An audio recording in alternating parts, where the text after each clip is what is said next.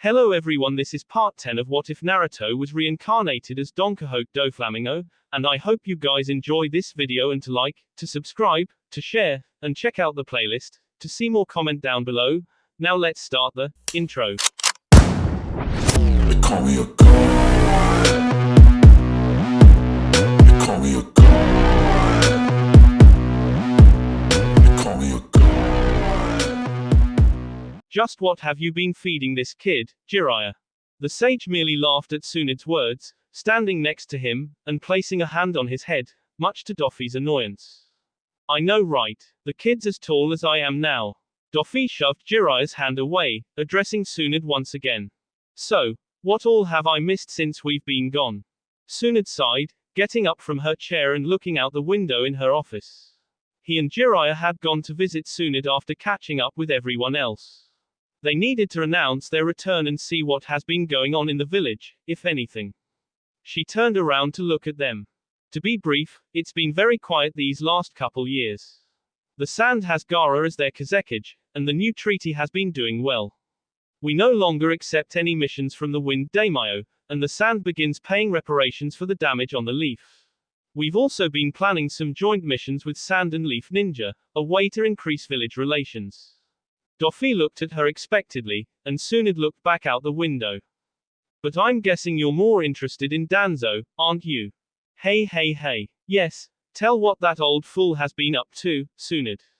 She was silent for a moment, before finally speaking, looking back at them. He's been fairly quiet for the most part, or at least he's trying to be. I've gotten reports that he's been meeting with several important figures throughout the village and even in the capital. He's planning something, Naruto. Doffy nodded at her. Tell me again, why I can't just kill him and be done with it. She sighed, rubbing her temples with her fingers. Because Naruto, as much as I hate it, Danzo is an important member of the village, and simply killing him is out of the question. What would the other village officials do if they saw one of their own killed simply because we don't like him? Hey. Such a weak excuse, but I'll play along for now. Is there anything else? She took on a grave look, sitting back down into her chair. Yes, tell me, Jiraiya, just what have you all been doing while you have been out of the village? Jiraiya looked slightly surprised at being addressed, before adopting a thoughtful expression. What have we been doing? Well, we traveled around as we trained, trying to gather information on the Akatsuki and their members. Didn't have much luck in that, I'm afraid. Other than that, though, not too much. Naruto here was rather insistent on spending most of the time training. Why? What's going on? She looked at him for a moment, before reaching into a pile of papers on her desk and presenting a large stack of papers to him. Jiraiya picked them up, reading through them at a quick pace. Honestly, I'm surprised you haven't caught wind of this already, but it seems there are rumors going on about you, Naruto. Doffy raised an eyebrow, curious about what she meant. Rumors. And just what are they saying about little ol' me? The other villagers are saying you've been killing several of their shinobi. He looked over at Jiraiya, who put the stack of papers back on the desk, explaining their content. Those papers are copies of several reports from other villages, warning about a Rouge ninja killing several of their own. All of them having been killed by what they suspect to be ninja wire. They also describe a tall, blonde man being the culprit. Doffy looked down at the report, curious. Hey. So, someone's going around and framing me for killing several shinobi internationally. Danzo must think he's clever. Does anyone already suspect me to be this person? Tsunade nodded her head. Yes, already the Hidden Mist and their new Mizukage have contacted us. Apparently, one of their ninja suspected you to be the cause. Specifically, one Zabuza Momoki. Any idea why? Team 7 ran into the guy on our first real mission. Kind of forgot about him in all honesty. So, what did you tell them? Tsunade sighed, looking at him intently. This is where things get tricky. We're in some trouble here, Naruto. While the death of a few nameless ninja won't be causing a war anytime soon, if your name and face is suddenly brought to the forefront of the world, we'll have some issues. He raised an eyebrow toward her. Such as? Jiraiya spoke up next, taking a seat in one of the chairs in Tsunade's office. Naruto, as I'm sure you know, your parents were very powerful ninja. Because of this, they were well known all around the world. If anyone was to discover that they had a child. Dofi scoffed at them. What? Are you saying they'll come after me? Fight me over some petty, unjustified grudge? Tsunade shook her head at him. No, Naruto, that's not what we mean. It's true that your parents had made many enemies, but no one would come after you because of that. Ninja know what war is like, and most are not willing to go after someone for the sins of their parents. The reason they would be after you is because of just how strong you are. They don't see you as Minato or Kushina's son, Naruto, Jiraiya said. They see you as their strength, the key to the flying thunder god, the Rasengan, chakra powerful enough to suppress a tailed beast. To them, you're the key to becoming the next Yellow Flash, and men have killed over far less than that. Dofi gritted his teeth, beginning to become irritated with the two Sannin. So, what is it you two are suggesting here? Do you just expect me to remain in the village, never going out in the world out of fear? That's not what we're saying, Naru. Then what is it then? He asked, interrupting Tsunade. I'm not afraid to take on anyone that comes after me, Tsunade. I've trained these 3 years to face the Akatsuki. A few petty thieves are not going to scare me. And what about the others then? Dofi looked over to Jiraiya questionably. Jiraiya continued. This isn't the first time we've seen something like this happen, Naruto. If someone does go after you for your parents' techniques and abilities, they'll do anything they need to achieve the goal. That includes targeting people close to you. We both know that there are very few people you can't take on alone, if anyone, but I don't hold that same confidence for your friends. Dofi was silent as he processed Jiraiya's words. He looked over to Tsunade. What exactly did the hidden mist want? She hesitated before answering. It hasn't been very long since the mist has been under new management. That being said, there are still small pockets of the former Mizukage's forces, fighting against their new cage. The 5th Mizukage, Meiterumi, has requested your aid specifically. You are to travel to the hidden mist and meet up with one of their ninja. Once there, they will give you the location and whereabouts of several known bases for the rebellion. You simply have to get rid of them. And just why is the Mizukage requesting me of all people, and why should I accept? This mission is for your benefit. We've already explained that someone is framing you, and if the mist can see and meet with you, it would help prove that point. By helping them with their problem, they are agreeing to not reveal your identity to the world and post a bounty on you. It isn't much, but it's all we've got. And if it's a trap? Tsunade smiled toward him. Well, you said you can take care of yourself, didn't you?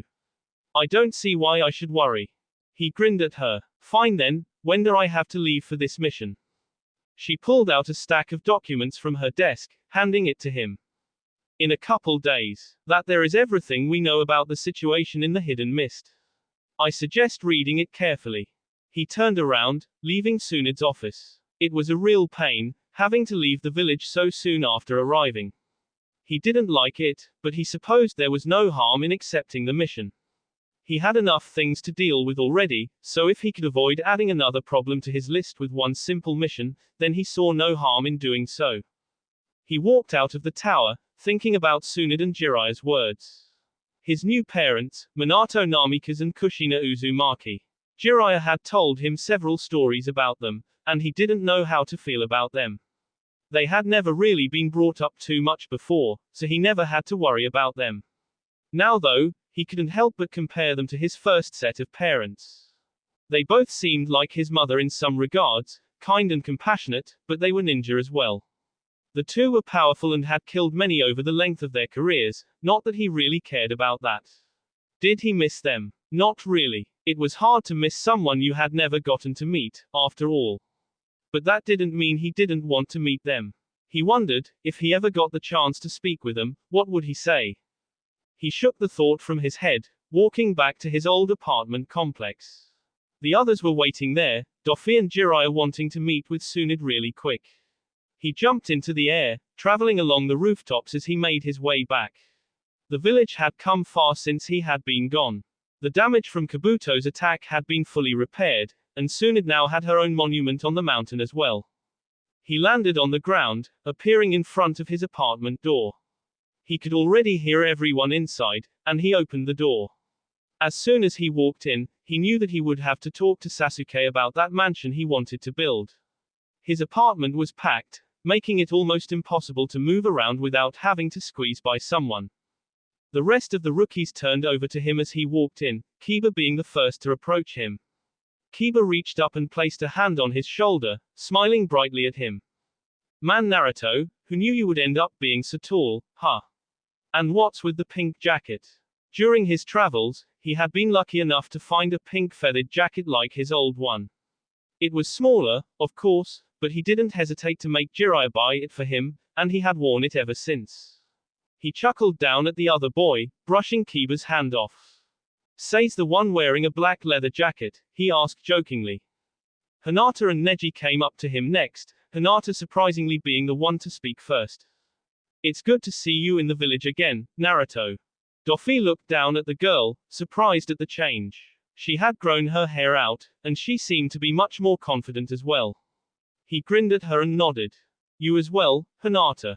How have the two of you been? Neji spoke next, standing next to Hinata. We have be. Gar, can we please get out of here? There's way too many of us. He looked over, seeing Ino next to Sakura and Shikamaru. Doffy chuckled, opening the door and calling out to the rest of the Konoha 12. Hey, let's get out of here and grab some dinner instead. Choji had been quite adamant about going to a very particular restaurant, a grill and barbecue place. Doffy was usually very adamant about avoiding them, but he decided to make a brief exception, just this once. They walked in, getting a very large table in the center of the restaurant. Doffy made sure to grab the first seat, dragging one of the chairs over so he could sit at the very end of the table. Sasuke and Sakura sat on either side of him, with Temari next to Sakura and Lee next to Sasuke. They ordered their food, Doffy taking a good look at everyone around him. They had all changed quite a bit, taller now, and more mature as well. He never really noticed it with the others, considering he was around them almost all the time during the last few years. So, Naruto, how much did you learn while you were away? He looked over at Shikamaru, who looked back expectantly. Quite a bit actually, wanna go to a training ground and find out, he grinned at the lazy boy. Shikamaru gave a small smile while scoffing at him. Yeah, no thanks, I couldn't take you on when we were genin, let alone now. Besides, a spar on one of my few days off would be such a drag. Temari looked over to the boy in interest. Days off, have you been that busy recently? Choji spoke up next, the large boy swallowing a mouthful of potato chips. Yep, Shikamaru here was selected as one of the proctors of the next Chunin exam. The group continued to talk, reminiscing about the last few years and talking about what they had all been up to. Taking advantage of everyone being distracted, he looked over to Sasuke.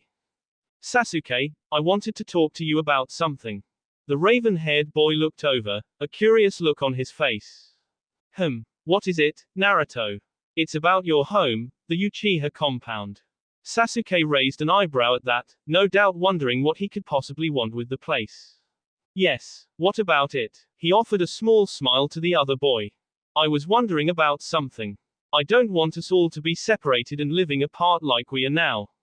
Jiraiya recently gave me a large amount of money, so I was wondering if it was alright if we could build a large house in the Uchiha compound for us to live in. The look of surprise on Sasuke's face, well, it didn't surprise him. He knew he was asking for a lot here, but he knew it was important. He was going to convince the boy one way or another, but he figured he should at least ask him first. Can I think about it for a bit? Doffy looked over, seeing several waiters coming by with their food. He nodded quickly towards Sasuke as the food arrived, everyone beginning to eat. It was a welcome experience, and he couldn't help but grin as he imagined waking up to this every day. Are you sure you want to do this, Sakura? It would be such a shame for you to fall on your face like usual after all these years of training. He grinned at Sakura's pout, who raised her arms up while adopting a small smirk of her own. Trust me, Naruto, things are going to be a lot different this time around. Doffy pulled his hands from his pockets, waiting for Sakura's approach. All right then, show me. She rushed toward him, a fist already flying forward. He couldn't help but smirk at the classic attack, his strings pulling him upward and making him float behind her, a light kick aimed at the side of her head. He was surprised when she quickly brought a hand up, catching his foot. He grimaced when he felt her grip, his bones beginning to groan at her strength. She pulled him closer and turned around, her other fist ripping through the air as Doffy brought his arms up, blocking the attack. He clenched his teeth as the fist impacted, sending him flying into the forest behind them. He dug his feet into the ground, slowly stopping his momentum. He looked up at her, a smirk on his face. I think you just fractured my forearms. Is that any way to treat family? She smirked, kicking off the ground and appearing before him. You're pretty tough, I'm sure you can handle it. She sent another punch toward him, but he was prepared this time. He jumped backward, dodging the punch that she had sent his way. He began to chuckle. Your strength is pretty impressive, but you'll need a bit more than that too. He stopped talking as he saw chakra extend from Sakura's fingertips, forming a familiar shape, a chakra scalpel. He wasn't surprised at the technique, expecting Sakura to have learned it by now. What did surprise him was the shape of the scalpel. It was growing, and it was growing fast. He used his strings to pull him to the side, dodging the scalpel that went further, impaling into the tree a meter behind him. He looked over, bewildered at the extreme display of chakra control. He looked back to see a smirking Sakura. Is that enough? She asked, confident. He grinned at her, preparing to escalate the spar. Nope. His strings pulled him forward, his armament haki surging forth, no longer holding back. He sent a kick forward, Sakura bringing up her arms to block it. His attack landed, and Doffy pushed, throwing Sakura through the forest. He rushed forward, following her body as it soared through the air, crashing through several trees. He sidestepped suddenly, dodging a spear of stone that erupted suddenly from the ground. He looked at it for a moment, contemplating. She was able to make this without hand seals, and while also in the air, not touching the ground. Her earth style is impressive, better than mine at least. Let's see how she handles this then. He looked upward, seeing Sakura rush to meet him once again. His hands gestured forward, strings erupting outward and toward Sakura, lightning chakra surging through them. She made hand seals, walls of earth erupting upward to protect her. His lightning-enhanced strings merely cut through them, revealing Sakura, who had finished making several hand seals. Water style, water dragon jutsu. Water erupted behind her, forming into a large dragon that began hurtling toward him. He grinned, making his own hand seals as well. Fire style, dragon flame jutsu. The two dragons met, an explosion of mist rushing outward into the forest. Doffy didn't rest though, rushing forward to drive a harsh knee into Sakura's stomach, coating it in haki. She caught it with one hand, the other sending a fist toward his face. He leaned backward, dodging the punch and pointing a finger toward her. Bullet string. Condensed orbs of strings fired outward, Sakura tilting her head to dodge them. Doffy used his strings to pull himself away from her, but Sakura moved, catching up to him in midair. Her hand was about to extend, sending another long-range chakra scalpel, but Doffy moved quickly, his strings tying around her hands and to the nearby strings. He grimaced, kicking off the air to dodge Sakura's next attack. Her lips pursed, a high-pressure jet of water spraying from her mouth, cutting through the trees behind him. He stood on suspended strings, looking down at Sakura as she pulled, snapping the strings that were holding her down. Hey hey hey, you have gotten pretty good. But. He brought a hand up, his pointer finger raised, and then swiftly bending downward. Sakura looked confused at the action, as the spool of strings at her feet tightened, wrapping around her ankles and pulling her feet out from underneath her. She fell, face planting into the ground. He jumped down, laughing all the while. You still have some ways to go before you're on my level. Hey hey hey. His strings dissolved, releasing Sakura as she looked up from the ground, a pout on her face. He merely grinned at her, watching as she slowly got up, brushing herself off. Yeah, I know, but I've gotten a lot stronger now, haven't I? He nodded at her, but he knew that it was just a rhetorical question. He was about to speak up, but Sakura was faster. Hey, Naruto. He looked at her curiously, gesturing for her to continue. There's something I want you to have. He raised an eyebrow, watching as she reached into her pouch, pulling something out and offering it to him. Here, it's for you. He grabbed it slowly, turning it around in his hand, examining it. It was old and was very damaged. It was covered in several burns, and the leather cover on the front was half gone. He opened it, wanting to see the contents of the pages. Like the outside, many of the pages were burnt beyond repair, but he could still make some of them out. They seemed to be several drawings, but he couldn't make out what they were supposed to be of. They were too damaged, and honestly, they weren't that good. He looked at Sakura, waiting for an explanation. She smiled at him. When I was in the academy, I didn't have many friends. So, to pass the time, I would draw a lot. At first, it was just random doodling and such, but, eventually, I started to draw about what I wanted to grow up and be. She grabbed the book for a moment, opening it up to a certain page. There was another picture there. One he could clearly recognize as Sakura, though he didn't know the others.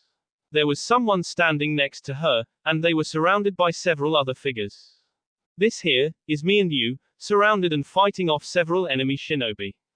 He looked at her, but she didn't meet his gaze, looking at the worn picture. I always wanted to be a strong ninja, just like you. I wanted to stand by you, and be a powerful and wise shinobi, just like you. So, I would draw about it, hoping that, one day, the drawings would come true. And why are you giving this to me now? She paused for a moment, before looking away from the drawing, and staring up at him. Because, I don't need these drawings anymore. I already know what I want to be, and how I'm going to become the person in this drawing. But, he looked at her expectantly, waiting for her to continue. She did so. But I don't think you know what you want to be, Naruto. I've watched you for a long time, and even now, I don't know what your goal is in life.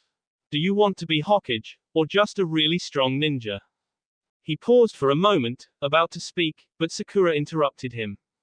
You don't have to answer, but I want you to keep this. So, you know that, no matter what you choose, or what path you want to take, we're gonna be right here to fight for you. It's because of you that we are who we are today, so none of us will hesitate to help you become who you want to be either, okay? He looked at her, waiting so see if she would continue. When she didn't, he simply began to chuckle. Hey, I guess all those years apart made you pretty talkative, huh? She merely pouted at him, slapping his arm with a hand. Hey, this is a serious conversation here. Don't ruin it with jokes. He chuckled, grabbing the book and placing it in the pouch on his right leg. Don't worry, I heard you loud and clear. Now, let's get going. We're supposed to be meeting up with everyone else soon. She nodded, joining him as they both began to walk toward the Uchiha compound. The two reached the Uchiha compound, seeing everyone else had already arrived. Sasuke was outside and standing in the road, looking at his house. Temari and Lee were behind him, both of them turning to look at him and Sakura as they approached. Doffy nodded toward them, standing next to Sasuke and looking around the compound. He turned toward him. Well, Sasuke, what do you think? He didn't answer for a moment, and when he did, his voice was hollow. You know, it's been a long time since there's been anyone else living in these walls. Not since the day Itachi. He stopped, and no one spoke a word, merely waiting for him to continue. It was bizarre, you know. One morning, the streets were filled with members of my family, all of them living out their lives and working together to further the clan. The next morning, I was the only one here. Walking through these streets, every day, always being reminded of what Itachi had done. I hated it. Sasuke took a deep breath, turning around and walking toward the clan wall, Temari and Lee moving out of his way. There was a symbol on it, the Uchiha clan's mark. Directly in the middle of it, was a small hole with cracks spidering out from it, as if something had pierced through the rock. Sasuke touched the impurity gently, as if remembering something. I guess, it wouldn't be so bad, having some life in this place again. Doffy smiled slowly, watching Sasuke turn toward him. He could make out a small smile on the Uchiha's face as well. All right then, I'll go to Tsunade before I leave on my mission tomorrow, and have her arrange everything. They looked toward him curiously. Temari began the first to speak her mind. What mission? Doffy suddenly remembered that he forgot to mention his mission to everyone, too caught up in, well, catching up with everyone. He nodded toward Temari. Yeah, Tsunade gave me a mission in the land of water, so I'll be gone for just a bit. Virgo took a step forward, Doffy recognizing a slightly worried expression on his face. And you're going alone? He grinned at him. Hey, don't worry so much, Lee, I'll be just fine. It'll only be a couple days at most, so you'll barely notice I'm gone. They nodded toward him, and he looked toward the setting sun. He began to laugh, moving quickly as well. Hey hey hey. In the meantime, let's all stay at Sasuke's house, his treat. He rushed through Sasuke's front door, ignoring his cries. Hey, wait a minute. I don't have enough room for all of you. And don't you dare steal my bed, Naruto. Lord Kazekage, is there anything else you wish to discuss? Gaara shook his head at Baki, ending the council meeting. He waited as the other council members got up and left, Kankuro, who was standing behind him, speaking after they were alone. Well, they're certainly happy about all this, aren't they? Gaara got up, nodding at Kankuro's words. It was true, the rest of the village's council did not agree with his ideas. Wanting to increase village relations and begin fielding joint missions with the Leaf went against their ideals and customs, and the older generation was a stubborn one. They felt that they were showing weakness and not displaying their strength enough, that teaming up with the Leaf like this was being too over-reliant on a potential enemy. They failed to acknowledge that, when they did show their strength 3 years ago, they had lost, and they were at the Leaf's mercy as well. Still, Gaara ignored their suborn nature, knowing that he knew what was best for them. It was almost sad really. Gaara didn't think of himself as egotistical, but he couldn't help but feel wiser at the age of 16 than these village elders who were well into their later years in life. He walked out of the room, walking onto a nearby balcony and overlooking his village. The meeting had run late, the sun already beginning to set. He felt Kankuro walk up to him as well, merely waiting for his shift to end. Things had not been well between the two of them, Gaara having to assign Kankuro as one of his bodyguards simply to spend time around his older brother. Have you written Temari at all, Kankuro? He waited for his answer, and he could practically feel Kankuro's head shake. And not yet, Lord Kazekage. He suppressed a sigh. You should do that soon. She should be back from her trip soon, and I want to head back to the Leaf in a few days to meet her and Naruto, you'll be coming with me as well. It would be best if the two of you shared at least some words before you next meet. I'll be sure to do that soon, Lord Kazekage.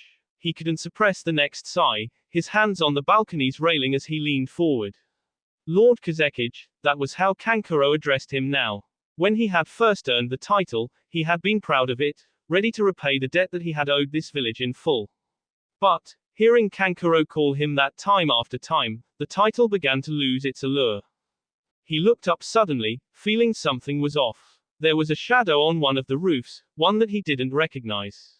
He spent all of his time awake and sitting outside at night, cursing his inability to sleep.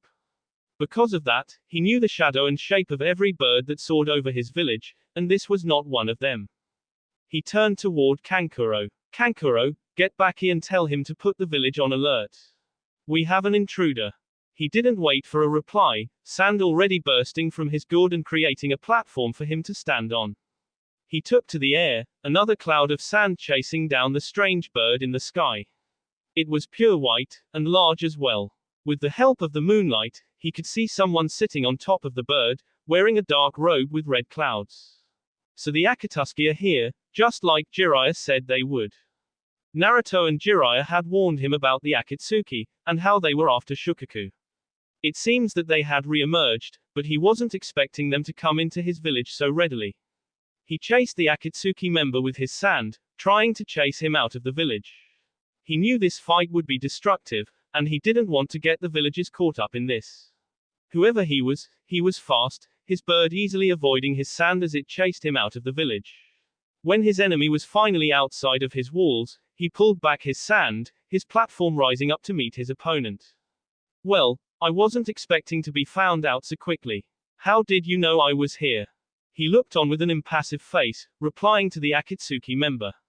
He recognized him from the bingo books, Deidara, a missing ninja from the hidden stone. There are no birds like that in this desert. Now, tell me what you want.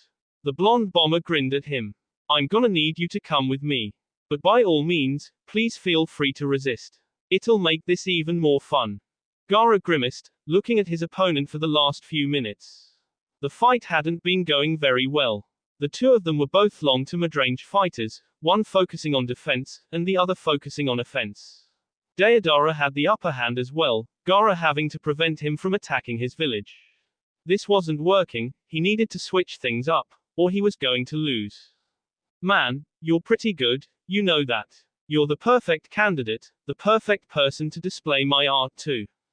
He ignored his opponent's rambling, deciding to change his tactics. The two of them were still in the air, Deodara on his bird and Gaara on his platform of sand. Gaara extended an open hand, calling the desert toward him.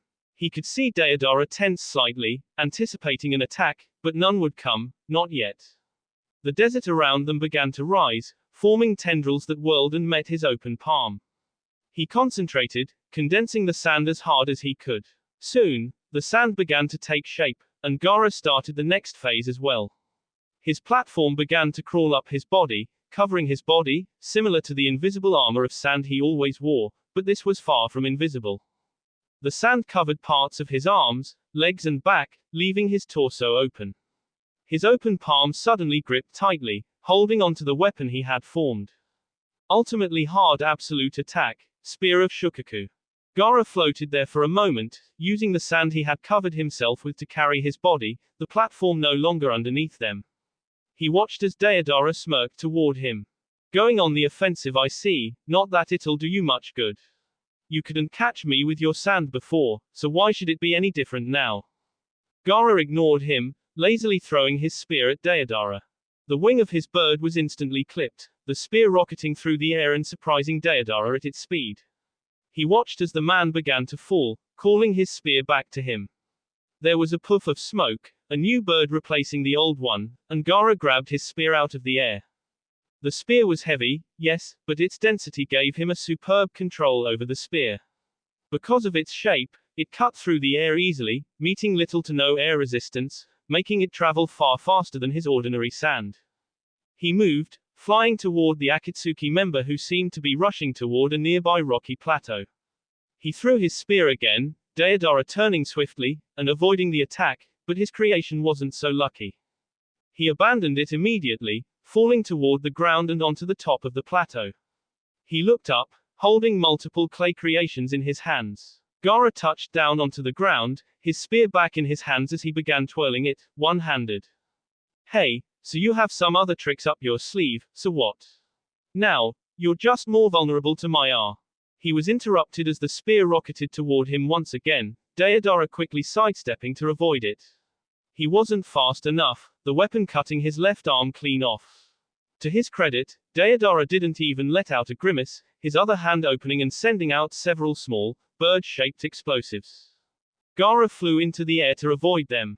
Using enhanced sand armor along with Shukaku's spear took a great amount of concentration and chakra, and he couldn't control more sand to defend himself.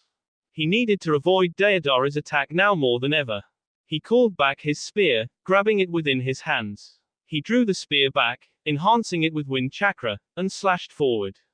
It wasn't much, since sand wasn't meant to channel wind chakra very well, but the small storm of wind blades was more than enough to kill Deodara's creations. He moved quickly, dashing in front of Deodara and swinging his spear at him. He watched Deodara step forward, trying to block the blunt part of the spear's handle with his body, his remaining hand forming a fist and hurtling toward him. Gaara knew it was over by then, ignoring the attack and putting more force into his own. Suddenly, Deodara was launched up and backward, dodging his attack. He looked over curiously, seeing Deodara now kneeling next to another figure, another Akatsuki member. They were hunched forward, and had a black bandana covering their face, showing only their eyes. His voice was deep and harsh as he chastised his partner. Deodara, you idiot. What were you thinking trying to block that attack? Deodara quickly got up, anger apparent on his face. I was perfectly fine, Sasori. You didn't have to interfere. The other man, Sasori, scoffed at him. It would seem that I did. If you were paying attention, you would know that you would be dead right now if that attack hit you. Deodara had a look of confusion on his face, as Sasori explained. Do you really think that the Jinchuriki is swinging that thing with his own strength? With all the sand he condensed into it. He's using his control over sand to swing that thing so casually, fooling you into thinking it's lighter than it really is, and if you had tried to block it like you did, it would tear right through you. Gaara reared back his spear, planning to attack while the two were bickering. Something struck his spear as he did so, and he could feel the chakra holding it together become unstable. He threw the spear off the plateau, watching as his spear exploded outward into a mass of sand, the chakra holding it together disappearing. He looked back toward his opponents, seeing that 2 more had joined them. Well, that was fairly disappointing, wasn't it, Itachi? I was hoping we would get here first. Oh well. Itachi Uchiha and Kisame Hoshigaki.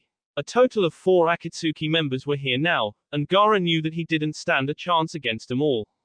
He stretched out a hand, quickly forming a new spear while jumping backward. The Akatsuki members scattered as he threw the new weapon toward them, the spear striking the ground. The plateau shattered instantly, crumbling apart, and Gaara dropped to the desert, abandoning his enhanced armor and spear. He needed the chakra. He slowly raised his arms, calling up the desert surrounding them. The 4 Akatsuki members landed in front of him, and he clasped his hands together. The desert formed walls surrounding him, quickly trapping them all together, and began to swiftly collapse inward. His only chance right now was to bring the entire desert onto them, and crush them all before they defeated him. He saw Kisame rush toward him, his unsheathed sword slashing through the air. He jumped back, trying to avoid it, but it was no use. It contacted his torso, sucking away his chakra and making his sand armor fall uselessly to the desert below. Kisame pulled the sword across his body while jumping backward, the scales ripping into his flesh through his clothes, the pain making him close his eyes. More chakra was lost, the dome of sand beginning to falter as it closed in. He opened his eyes, seeing a small, white bird gently fly in front of his face. There was an eruption of noise, his vision turning white for a moment, and then swiftly turning black. It had taken him about a day to get there, and he was hoping to get this done quickly. The land of water was far away from the Leaf Village, and he had a bad feeling that he would need to return there soon. The letter that the mist had sent included an area to meet with a mist ninja, who would tell him the location of his targets. He had just arrived. Honestly, they could have picked a better spot. A nearby village or inn, maybe even a tourist attraction. Instead they picked the middle of nowhere, in the center of a foggy lake of course. His haki assured him that there was no one else here, so it wasn't a trap. The only other person was Zabuza, who was trying to hide within the mist. He sent him a wide grin. Zabuza appeared not long after, a scowl evident on his face, even through the bandages. The man hadn't changed much, though he seemed shorter. That was probably just because he was slightly taller than the mist ninja now. Zabuza grunted at him. Brat, you've grown. He grinned at his former enemy. And you haven't. So, tell me Zabuza, what do you need my help killing that someone like you couldn't manage it? He enjoyed watching the man glare at him in anger. Shut your mouth, kid. The Mizukage simply wanted you to handle this instead. If she sent me I would have it done in no time at all. And yet here we are, you simply being the messenger boy. Zabuza pulled something out of his pouch, a small map. Watch it. Now, let's hurry up and get this done. There are only 3 more encampments left, and this lake is the center of all of them. So, you can choose which one you want to attack first, they're all the same distance away from here. He took a look at the map thoughtfully, before looking up at him. Is there any possibility of civilian casualties at all? They all seem to be in the middle of nowhere. Zabuza shook his head. No, all of the enemy encampments in civilian villages and territories were taken care of first, since the Mizukage thought they had a higher priority. You can go all out on these last ones here.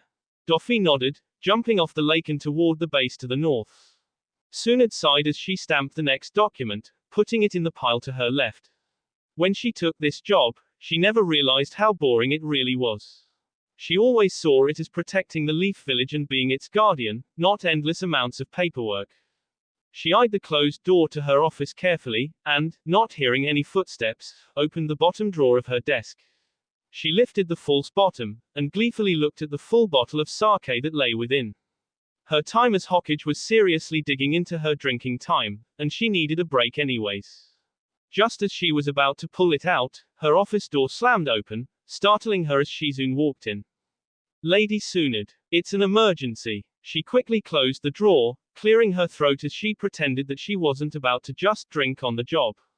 She sighed internally, wondering what could be so important so early in the morning. Yes Shizune, what is it? Shizune handed her a letter, which she promptly took and began to read. The cipher division just decoded it, ma'am. It's an urgent letter from the hidden sand. She nodded toward her as she continued to read, her eyes widening as she read the contents of the letter. She gestured for her Anbu, two of them quickly appearing in front of her. Get Team Kakashi and Team Guy here immediately, and grab Temari as well. Go, now. They nodded slightly and disappeared, and she looked over to Shizune, who had a confused expression on her face. She shook her head at her apprentice, telling her that she would explain when everyone else got there. She didn't have to wait long, the two teams and Temari appearing before her quickly. Kakashi spoke first. You needed to see us, Lady Hokage. She nodded promptly, not wasting any time. Yes, you have an urgent mission. We received word, just a few minutes ago, that the Kazekage has been kidnapped by the Akatsuki. She ignored Temari's gasp, continuing onward.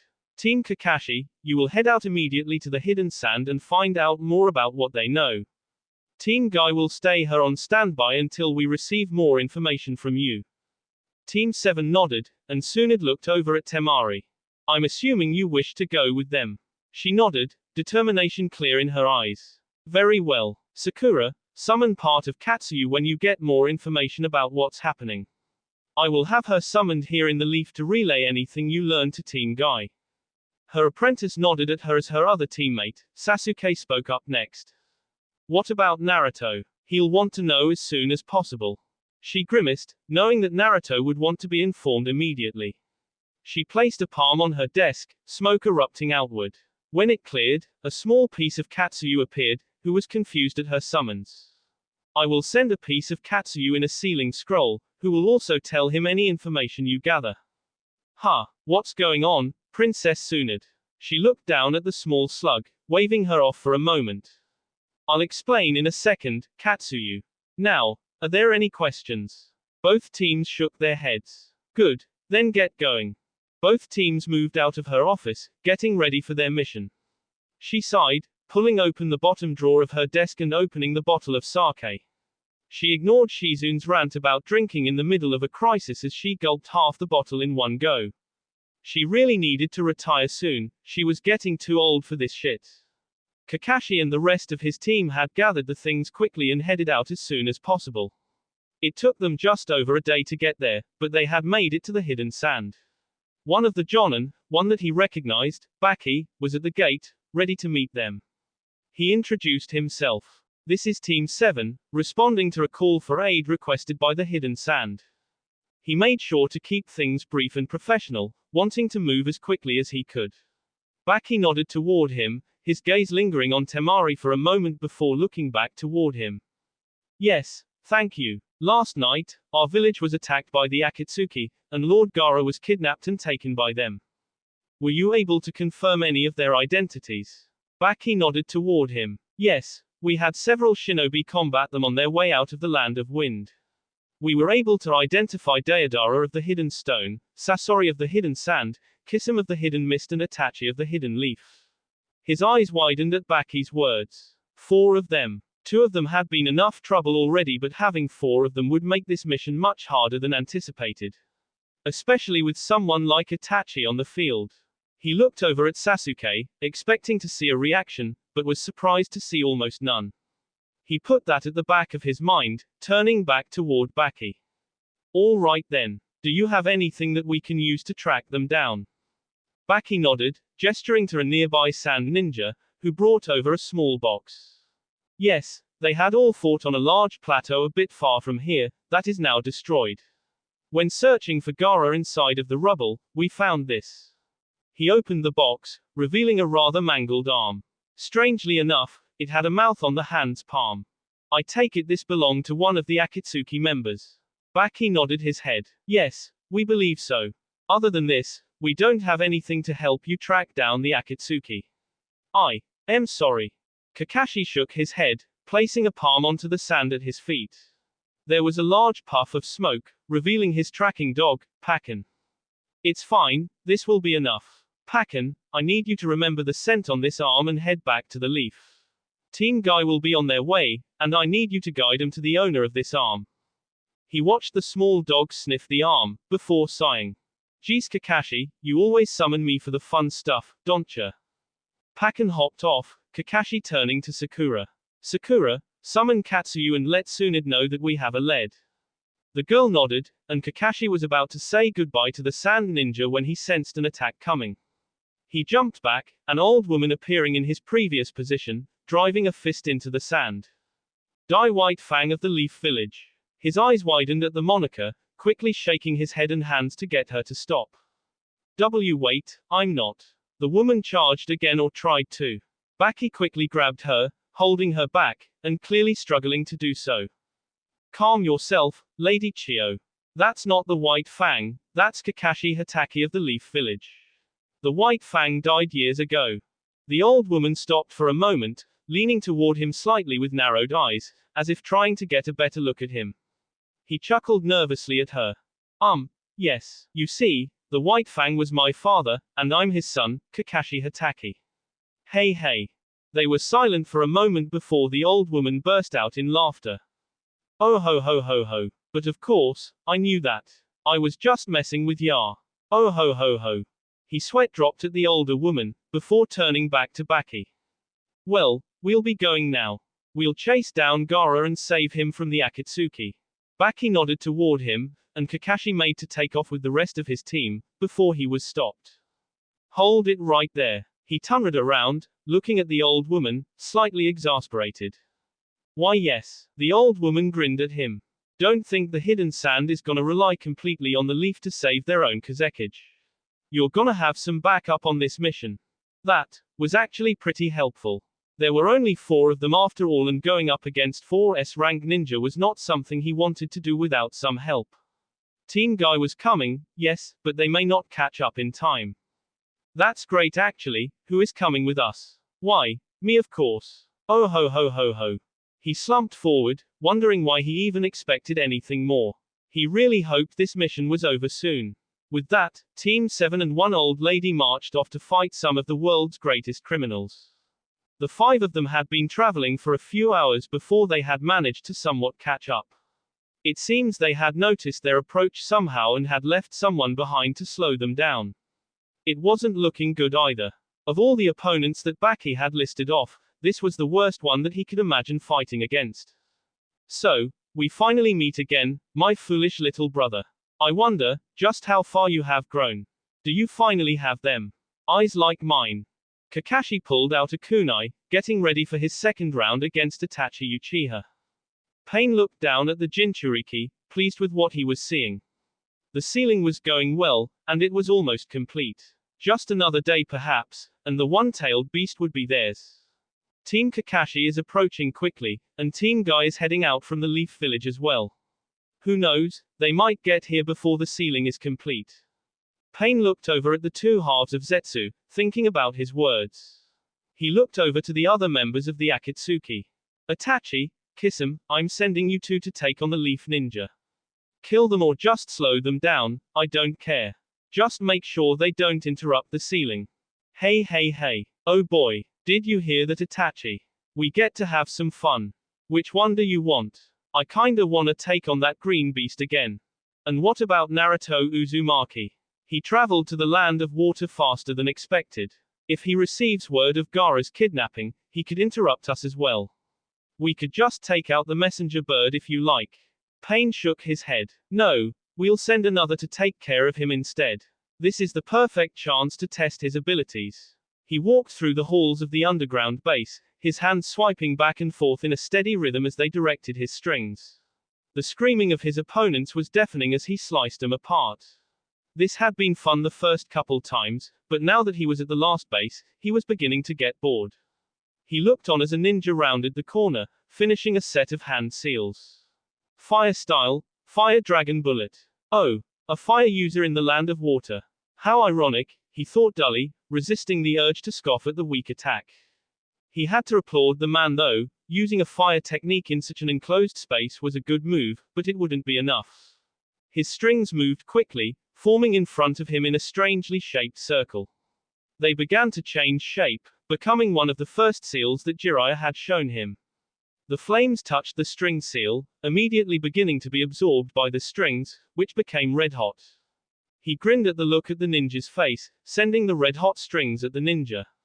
He continued like this, moving room by room and killing anyone he found. It was boring work really, but it didn't take long, and he walked out of the underground base as soon as he was done. Zabuza was waiting for him, and Doffy couldn't help but glare at the man. He was the reason this was taking so long, and he knew that he was doing it on purpose. Zabuza would go in and check his work, as if he was some academy student. To his surprise, Zabuza was holding something, a scroll. He raised an eyebrow at the man, as Zabuza handed it to him. Here, a messenger hawk just dropped it off to me. Surprised that the thing could track us down so easily. He grabbed the scroll and opened it up, a puff of smoke appearing as he did so. It was a slug, a small version of the slug that he had seen Tsunade summon years ago against Tsunade. What was its name? Oh, is that you, Naruto? It's been a very long time since I've seen you last. Yeah, how's it going, Tatsumo? The slug didn't respond for a moment. It's Katsuyu act. Yes, of course. Why are you here, Katsuyu? The slug, somehow, cleared its throat before addressing him. Listen Naruto, it's an emergency. The Kazekage has been kidnapped by the Akatsuki, so Princess Tsunade sent me here to inform. He scooped up the slug and scroll and jumped off the ground. He rocketed through the air, heading toward the hidden sand. Katsuyu continued. Team Kakashi and Team Gaia C currently in pursuit. Kakashi says they're most likely near the border of rain and river country. Sakura has a piece of me summoned as well, so I'll be able to guide you directly to them. He nodded at the slug, gritting his teeth in anger. Alright, I'm going to seal you back into the scroll until I get near there. I can't risk you falling off or getting hurt, you're my only guide back to Gaara. Katsuyu nodded as he sealed her back in the scroll, grimacing at the situation. Of course the Akatsuki would begin moving when he was out of the village. He needed to move quickly and save Gaara as fast as possible. He was attaching strings to the clouds, kicking off the air and creating a cone of wind chakra in front of him to increase his speed further.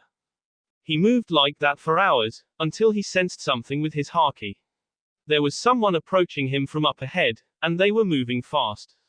But something was off, his haki wasn't telling him their actions, as if they were unconscious. He stopped for a moment, looking to see who was flying through the air. When they arrived, he saw that the man wasn't unconscious, he was perfectly fine, and he was in front of him now. He was floating there, just slightly above Doffy, and he had a hand raised with an open palm, like his own when he used overheat. His haki wasn't telling him anything, and it didn't warn him about the next attack. Almighty push. That will be all for this video. Be sure to like, subscribe, share, and comment down below for more videos. Goodbye.